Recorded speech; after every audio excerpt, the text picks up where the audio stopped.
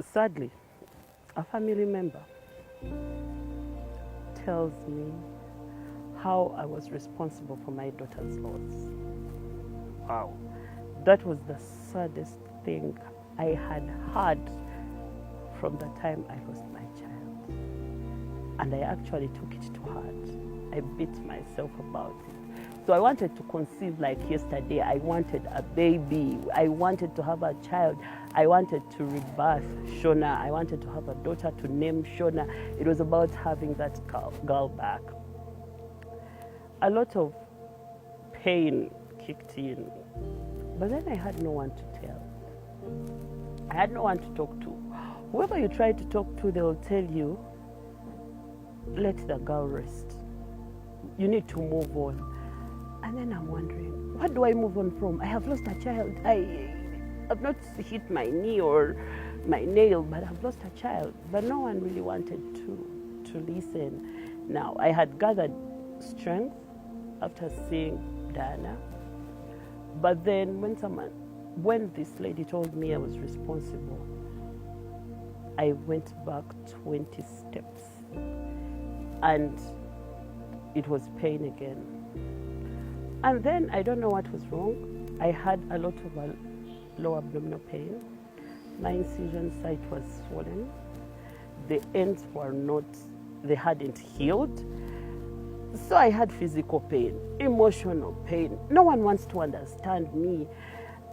And then there are these ones, I don't know, I'm responsible. This one, people were happy that your child died. This one, you're young, you'll have another one. And everyone felt.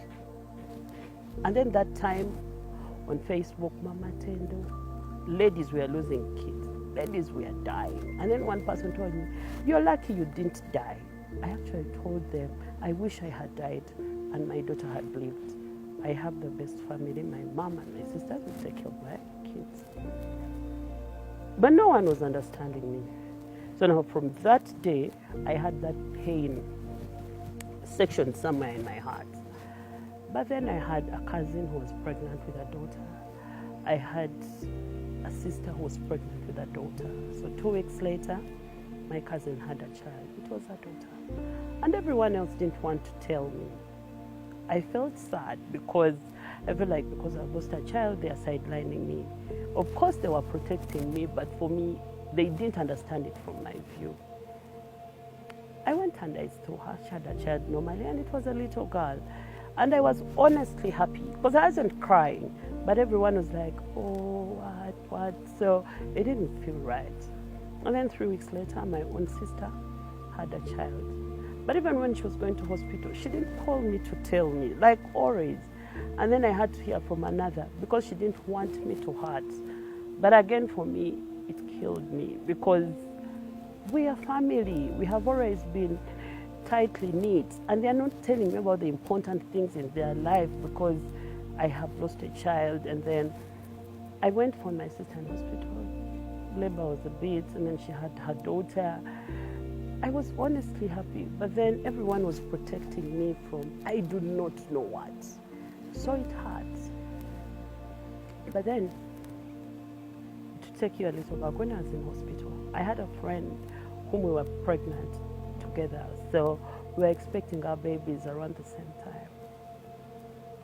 Till today, it's ended our friendship. And however much she calls her what, it never makes sense. When I told her I had lost, she told me, you know what, I can't come where you are because they say it's bad luck. And I'm like, okay, you're supposed to be my friend. That marked it for me because from that time, my number of friends went low. I know my person. I know my constants. I have these constants who are there because they understood me. They took me in against all odds. But still, I didn't know I had to grieve. I hadn't gone through it. It was still, things were happening.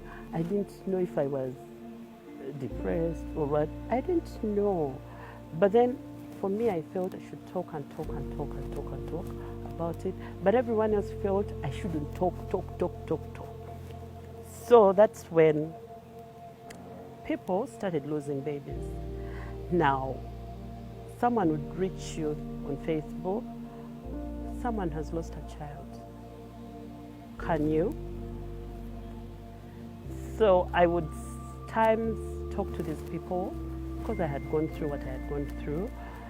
Some found strength from me. They would ask, how did you go on? How did you go on? Today it's 6 years. I'm still on the healing process, not on the healing process, I should say. It's not healing. I'm on the coping process, how to go through. But over the years, I got to meet other ladies who talked to me about the same thing. And to me, it was no longer something to hide. But then, sometime after I had a preterm, then there was still something hollow in me. I kept thinking, okay, when I lost, I didn't get help, but we need to get help somewhere. But then I looked, searched, and there was nowhere to. You're not accepted to talk about it. It's in an African setting. Our setting is supposed to. Until sometime early this year, I was on Bump Club, and then there was a lady, Kechimuchi, and then she was talking about her loss, and then I watched that episode like 4 times, and I'm like, perfect. This is the person I was looking for. So I reached out to Racheal Mwene. Rich is like, no, you're going to talk to Rosette. So I talked to Rosette. Rosette is like, I'll give your number to Denise. It took about 2 days later, and she called me. When she called, I didn't pick. When I called, she didn't pick. So somehow we didn't. Eventually, we got a hold of each other. We found ourselves. She knew, she understood me. I understood her. And then we had a common cause. We needed to do this. She had started the journey. And then she needed people to join along the journey who understand. And then I realized I've actually never really healed. I still needed to heal. But then how best would we heal? Vessel Is Me was birthed. I joined Vessel Is Me. I joined Denise, and then some other ladies, JC, and then our Nalongo, our Interceder. And then, yeah, we are here, Vessel Is Me. Of course, it's not so easy for us because all of us are still going through the coping mechanism. But for me, 2 days ago, we were on a chat and Denise asks, who haven't you forgiven?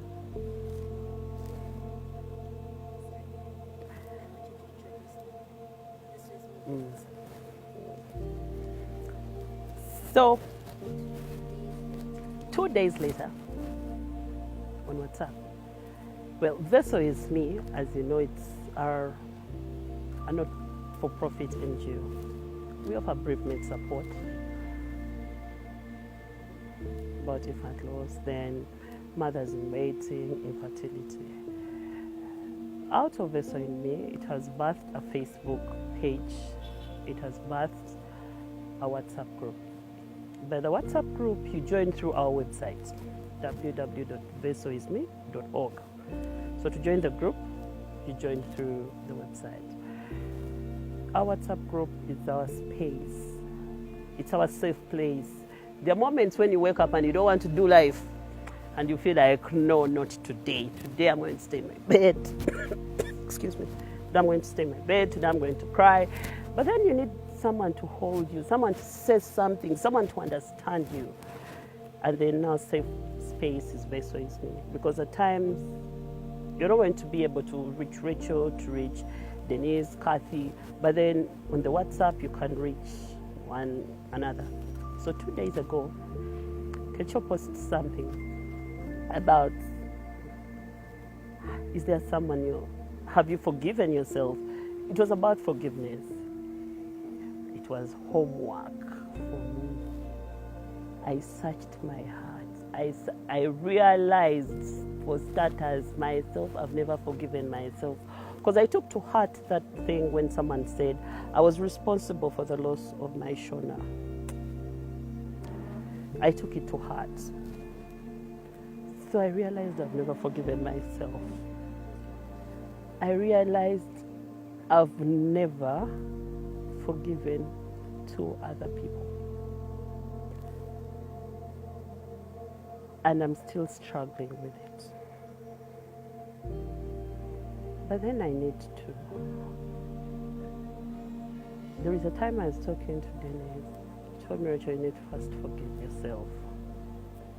Now I am on a journey of forgiving myself.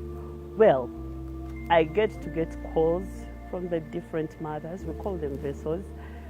Late in the night, you need to listen to these people. At times they just don't want to do life. At times they're asking questions, why my baby, why this? The family is doing this. My home has broken because I lost. These people don't think they have where to get help from. But then we are there. Every single night, there is one call on another you're going to receive from a mother, from one who has miscarried, from a stillbirth, and from to just tell you what they're going through. At times, they just need someone to listen. At times, they just need to be held. They just need to be understood. They just need to understand it's okay to grieve. Now, lately, my friends, my acquaintances know when someone loses a child. Racheal, I've not blocked them or closed them off from calling you. It's okay. We need to go through this together. We need to do this together. Of course, there are moments I receive one and I'm like, God, hey, I can't handle. My first person to call is Kecho. Kecho, this one, what do I do? Time she always tells me, Racheal, first hang in there. Wait, first give me, let's pray. It's always about that. But this is who we are. It's not easy. Everyone out there, it's not easy to come and tell their story. Someone tells you, actually I was talking to my sister sometime. She's like, that's courageous, you people. You are going to open inner bits of you you'd never want to come out. But then for us, if someone is going to cope better, to heal from this, we shall speak about this time without number. We shall repeat it. But most importantly, we shall stand for you. We are going to be there at any time, at any point. Our website is available. The WhatsApp group is available. You can call us at any time. At times, if you don't pick the calls, kindly send a message. We shall always get back to you. At times, we get swamped with the world. Because besides Vessel is me, we also have to do the world and every other thing. So today and going forward, we are coming out to represent the many who are going through all these lives doing, who are struggling with the myths of life because you've lost a child, you're cursed, you're what? No one is cursed. People die, yes.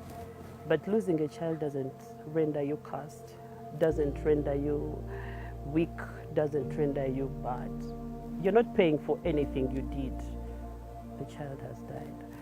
Because we've met so many ladies who tell you, looks like God is punishing me for something. No, God is not punishing you. But it's okay. It's okay. We are here for you. We will listen to you. We shall hold you. God, we have a senior hugging and consoling person. It's a little girl. She's a little girl. She's called Kayla. She will hug all our pain, everything, from everyone. People who have met her, they know how wonderful Kayla is. So not only do we come out for the mothers, the fathers too. Because actually the fathers are mourning differently. But it's okay. It's okay. It's accepted to mourn. Everyone else expects a man to be strong. They want a man to be strong. It's okay for him to mourn. So we are here not only for the mothers, we are here for the fathers too. It's okay. This is a safe place for parents, both the fathers and the mothers.